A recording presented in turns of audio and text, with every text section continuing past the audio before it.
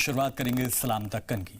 Telangana road transport corporation मुलाजिमों का रियासतगीर हंगामा जारी है। एक के बाद एक मुलाजिमों की खुदकुशी के बाद हुकूमत के खिलाफ लोगों का गुस्सा अब बढ़ता जा रहा है। 4 दिन में 6 मुलाजिमों की खुदकुशी के लिए हुकूमत को जिम्मेदार बताया जा रहा है। हड़ताल के 11वें दिन भी रियासत भर में टीआरएस हुकूमत के खिलाफ नारेबाजी हो रही है। सीएम चंद्रशेखर राव के सख्त फैसले के खिलाफ मजदूर यूनियन ने भी हुकूमत के खिलाफ महाज खोल दिया है, जिन्हें तमाम अपोजिशन जमातों की हिमायत मिल रही है। रियासत की कांग्रेस और बीजेपी, सीपीआई और टीडीपी लीडरान भी मुलाजिमों की हिमायत में आ गए हैं। उनका यह कहना है कि तानाशाही है जिसे बर्दाश्त नहीं किया जाएगा। वाज़ेह रहे कि तकरीबन 50,000 रोडवेज मुजाहिरीन रोड ट्रांसपोर्ट कॉरपोरेशन को रियासती हुकूमत में मर्जर करने की मांग कर रहे हैं, लेकिन हुकूमत उनके मुतालबे को खारिज करते हुए उन्हें सस्पेंड कर चुकी है, जिसके बाद से ये गैर मुद्दती हड़ताल पर हैं।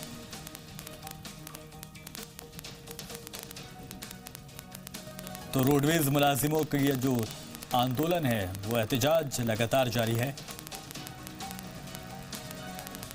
और इस खबर पर ज्यादा अपडेट के लिए मीर मेहंदी अली बाकरी हमारे रिपोर्टर हमारे साथ जुड़ गए हैं। मीर, जानना चाहेंगे कि अब सबसे पहले ये बताइए कि हालात क्या हैं और अपडेट क्या है इस मामले पर।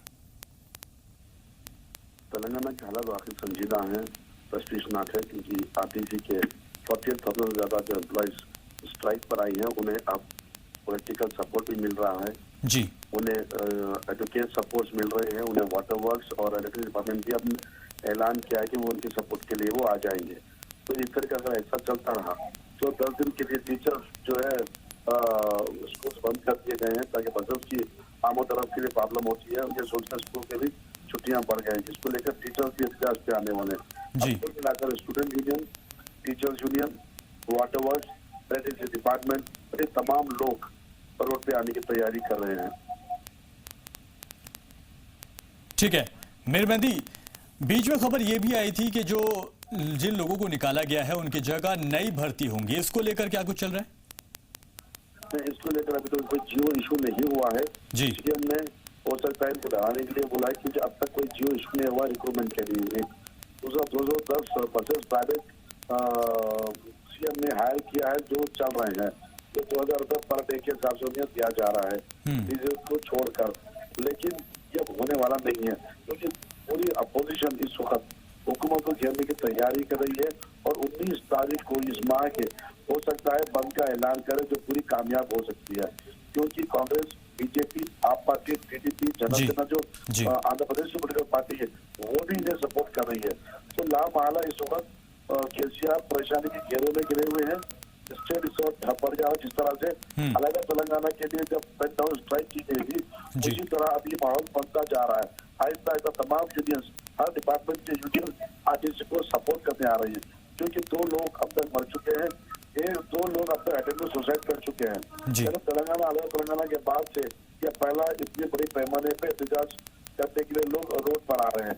शायद इसको देख के अब केसीआर हो सकता है इन्हें झुकना पड़े और फिर एक बार आरटीसी वालों को डायलॉग के लिए बुलाया जाए। ठीक लगाई जा रही है। ठीक है, बहुत शुक्रिया मीर मेहंदी अली बाकरी इस तमाम जानकारी के लिए। तो मामला अब पूरी तरह से पॉलिटिकल मोड़ पर आ चुका है। सभी जो अपोजिशन पार्टियां हैं उन्होंने महाज खोल दिया है ज़ेर इक़्तिदार पार्टी के सामने। और साथ ही साथ अब देखना यही होगा कि जिस तरह से हड़ताल जारी है, बात कब तक और कहां तक आगे जाएगी। आरटीसी मुलाजिमों की हड़ताल के बीच तेलंगाना के सहाफियों ने भी सीएम चंद्रशेखर राव के खिलाफ महाज खोल दिया है। जर्नलिस्ट यूनियन फॉर तेलंगाना के जेर एहतमाम हर अजला में मुजाहरा किया गया। मुजाहरे के दौरान सहाफियों ने टीआरएस हुकूमत पर वादा खिलाफी करने का इल्जाम लगाया। उनका कहना है कि तशहीर के दौरान सीएम केसीआर ने सहाफियों के हक में कई फैसले का ऐलान किया था, लेकिन अब तक वो अपने किसी भी वादे पर खरे नहीं उतरे हैं। आइडेंटिटी कार्ड से लेकर उनकी हिफाजत और रिहाइश का जैसे कई सहूलियात देने की बात कही गई थी, लेकिन ओहदा संभालने के बाद सीएम केसीआर का मौजूदा अंदाज एकदम बदला नजर आ रहा है। आज तेलंगाना स्टेट में आज एक दिन 6 से 7 हजार जर्नलिस्ट रोड पर बैठे, हमारे जो भी प्रॉब्लम्स है उसको सॉल्व करो बोल के गवर्नमेंट से डिमांड कर रहे हो। ये डिमांड्स भी बड़े क्या कि हमको ये जो दौलत जो बड़ी बोल के आज जर्नलिस्ट नहीं पूछ रहे हैं। जो इलेक्शन में आप हमसे वादा करे थे चीफ मिनिस्टर साहब, उस वादे को पूरी करो। हमको घरां देते बोले, आप घरों के लिए ज़मीन देते बोले, और हर एक जर्नलिस्ट को, डेस्क के जर्नलिस्ट के साथ सबको एक्रेडिटेशन कार्ड देते बोले, और हर जर्नलिस्ट को हेल्थ कार्ड देते बोले, लाखों का हेल्थ ट्रीटमेंट कारपोरेट हॉस्पिटल में फ्री देते बोले। हम बहुत खुश हुए तेलंगाना के जर्नलिस्ट, तेलंगाना के वास्ते लड़े, सो हम जर्नलिस्टों में बहुत खुशी थी कि आपके वादे देखकर। लेकिन आज हमारे आंखों में आंसू आ रहा, क्योंकि आप जो भी वादा किए एक वादा भी पूरा नहीं किए। एक्रेडिटेशन आज 239 जीवो लाकर छोटे papers, Urdu electronic media, Urdu cable channels, ऐसा छोटे पेपर तेलुगु हो, दूसरे लैंग्वेज पेपर वाला को बहुत नुकसान पहुंचा। हिंदुस्तान के 11वें सदर जमहूरिया और मिसाइल मैन के नाम से मशहूर एपीजे अब्दुल कलाम का आज 88वां यौम पैदाइश है। पीएम मोदी, वजीर दिफा राजनाथ सिंह, मुल्क की तमाम शख्सियात ने उन्हें खराज अकीदत पेश किया। एनएसए अजीत डोभाल और फौजी सरबराह विपिन रावत ने इस दिन को मुल्क के लिए तारीखी बताया। इस मौके पर अब्दुल पाकिर जैनुल आबिदीन अब्दुल कलाम के आबाई शहर रामेश्वरम ने उनकी कब्र पर लोगों ने खराज अकीदत पेश किया। इस दौरान उन्हें अमन का सिपाह सालार बताते हुए हिंदुस्तान का एक अजीम साइंसदान बताया गया। मुल्क के दिफा के लिए की गई उनकी खदमात को भी पूरा मुल्क याद कर रहा है। मुल्क को मिसाइल और जौहरी ताकत बनाने वाले डॉक्टर अब्दुल कलाम आजाद इन्हें खदमात के लिए भारत रत्न समेत दीगर एजाजात से नवाजे जा चुके हैं।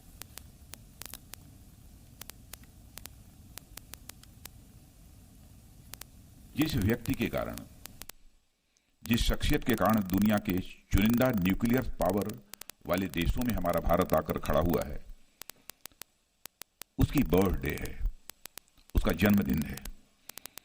तो सबसे पहले तो मैं अब्दुल कलाम साहब की स्मृति को, उनकी मेमोरी को नमन करता हूं और साथ ही अपने में श्रद्धांजलि अर्पित करता हूं। I must compliment them on this great day.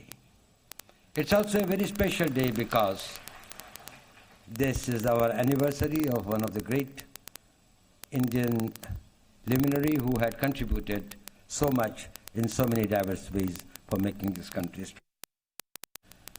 Today it is a great honor for us to be present here on the iconic occasion of the birth anniversary of Bharat Ratna Dr. APJ Abdul Kalam. Dr. Kalam has set benchmarks and standards for the defense R&D community, which is a challenge for the scientists who are now emerging, and I am quite confident that they will live up to his expectations. Today I am honored and privileged to be here on October 15th, 2019 to participate in the 88th birthday of Dr. Abdul Kalam, the 11th President of India. So his mission has been to transform youth into responsible citizens and also see India as a developed nation by 2020. He's created the Vision 2020 document for the government of India. So this is the best president India ever had, and we would like to work together all the organizations around the globe who are advancing the Dr. Kalam's vision and mission, one to transform the youth into responsible citizens and also preserve and protect this planet for future generations. And also he would like to, his dream was to provide affordable quality healthcare, affordable quality education, and to bring peace and harmony by transforming one family at a time with spiritual concept. We offered the Shanti Sri Global Peace Honor to Dr. Kalam. किसी ने क्या खूब कहा है कि लहरों से डरने वालों की नौका पार नहीं होती और कोशिश करने वालों की कभी हार नहीं आती। ऐसा ही कुछ कर दिखाया है मुल्क की एक नाबीना बेटी ने। एक रिपोर्ट आपको दिखाते हैं। We should never be defeated and we should never give up because with our efforts all of us will get that one breakthrough which we want. ये पैगाम है हिंदुस्तान की पहली नाबीना आईएएस अफसर प्रांजल पाटिल का। जो लोग अपनी जिंदगी की मजबूरियों से मायूस होकर खुद को कोसते हैं, एक बार फिर सुनिए प्रांजल का ये कीमती पैगाम। We should never be defeated and we should never give up because with our efforts all of us will get that one breakthrough which we want. इसी हौसले से अपनी अनोखी जिंदगी का आगाज करने वाली प्रांजल पाटिल ने सब कलेक्टर के तौर पर अपना चार्ज संभाला। इस मौके पर उन्हें मुबारकबाद देने वालों का तांता लगा रहा। इस शानदार तकरीब से प्रांजल पाटिल भी काफी खुश थीं और उन्होंने सभी का शुक्रिया अदा किया। Feeling extremely glad and proud to take the charge. And as I start working, I will know about the subdivision and the district. Then I can, have more plan what to do. आंखों से दिखाई न देने के बावजूद अपनी मंजिल हासिल करने वाली प्रांजल ने 124वीं रैंक हासिल की है। ट्रेनिंग के बाद प्रांजल ने केरल की एर्नाकुलम की सब कलेक्टर का ओहदा संभाला है। इस दौरान उसने सभी से मिलकर अवामी मसाइल पर काम करने पर जोर दिया। I will be in need and I expect like a lot of support and cooperation from people of Trivandrum and obviously my own staff and everybody to actually work efficiently and to be able to work for the people. प्रांजल का ये कारनामा मुल्क के दीगर माजदूरों के लिए बाइस से तरगीब है। हालांकि इस दौरान उन्हें कई तरह की दुश्वारियों का सामना करना पड़ा। प्रांजल जब महज 6 साल की थी तो उनके साथी तलबा ने उनकी एक आंख में पेंसिल मारकर जख्मी कर दिया। इसमें पहले एक और बाद में दोनों आंखों की रोशनी चली गई।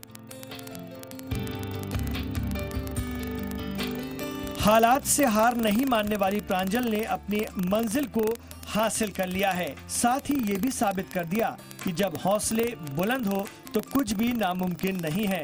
और इसी तरह के हालात पर किसी शायर ने क्या खूब कहा है, जब हौसला बना लिया ऊंची उड़ान का, फिर देखना फिजूल है कद आसमान का। जी मीडिया के लिए ब्यूरो रिपोर्ट के साथ मासूम सिद्दीकी। तमिलनाडु के कोयम्बटूर में एक कैफे ने इंसानी सेहत को नजर में रखते हुए डिश तैयार कर रहा है। कैफे इंचार्ज का दावा है कि कैफे में हर तरह के आइटम मौजूद हैं, लेकिन उन्हें खास अंदाज में बनाया जा रहा है। एक रिपोर्ट आपको दिखाते हैं। तेल, दूध, मैदा जैसी चीजों से बने खाने से परेशान लोगों के लिए ये राहत भरी खबर है। आए दिन तेल से हो रही तरह तरह की बीमारियों के बीच अलग तरह के कैफे खाने के शौकीन लोगों के लिए चर्चा का बायस बना हुआ है। ब्यूरो रिपोर्ट, जी मीडिया। और इस खास रिपोर्ट के साथ सलाम दक्कन में इतना ही। आप बने रहिए जी सलाम के साथ।